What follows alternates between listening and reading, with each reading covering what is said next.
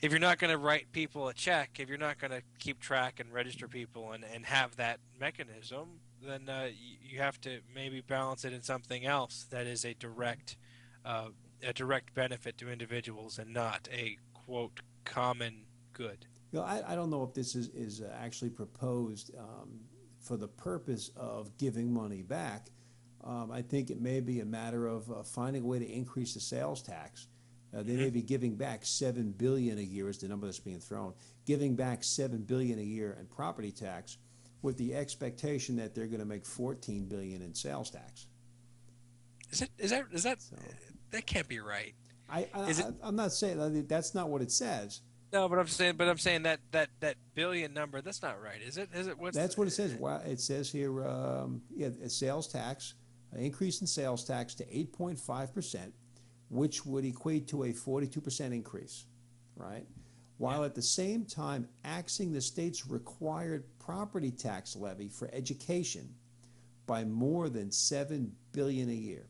So they're dangling 7 billion out there Wow.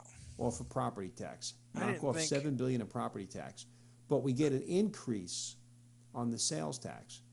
And just from my experience with government, something tells me that whoever's proposing this, they're hoping or they're seeing numbers that tell them if I give 7, I'm going to get back 10. I'm going to get back something greater than 7. Yeah. Yeah. Yeah, no, I just I didn't think I And didn't now, think Florida's I didn't think the total value of Florida's budget was that high. I didn't think that we spent that we had the total magnitude of the budget was in a range of well, that we would be what are we? We're collecting in a seven range of billion what? dollars. Probably around 70 billion. We're somewhere in that 65 to 70 billion.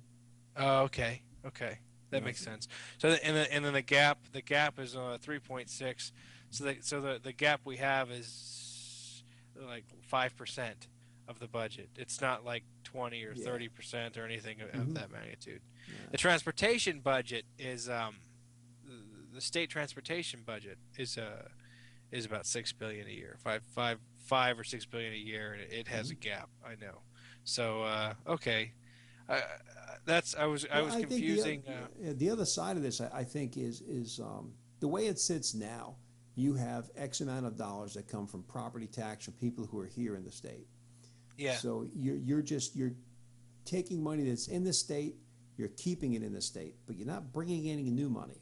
By swapping it out for the sales tax, you're letting people in the state have more money that they're going to spend where? In the state. So that money's not leaving the state. This homeowner who's getting his property tax reduced, he's going to go out and spend that money on whatever it is here in the state, probably local restaurants, maybe go over to, the Circuit maybe. City or Well, something like that. Now, by shifting it to the sales tax, I have people coming in from other states who are now bringing more money into my state. So I'm right, but finding a way to change the source for what comes in. I'm going to get a little more from outside the state. That could boost the local economy. are you saying it wouldn't just apply to Florida residents though? It'd be any property owners. So the property owner who's Right. saving on his Florida taxes may live in New York or Illinois or some other state. He Well, may no, live in that's Canada. possible. He may have two homes. The snowbirds are like that. They've got two homes, one up north, one down here. The idea is that what they save down here, they're going to wind up spending down here because they're down here anyway. Yeah, So it's less of a gamble. Let's say they're 50-50. Well, yeah. they're going to half of what they get back for their home down here, they're going to spend down here. And now with the budgets or with people's budgets being crunched, we're seeing a lot of snowbirds who are making that choice.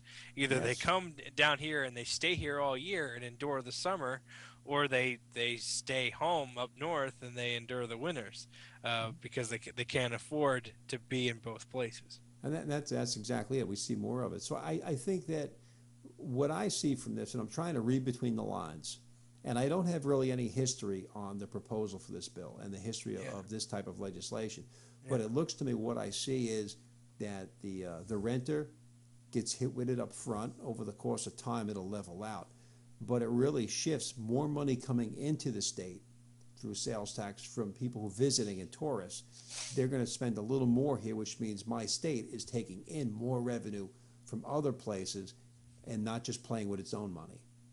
So at the end of the day, the state should have more money coming in.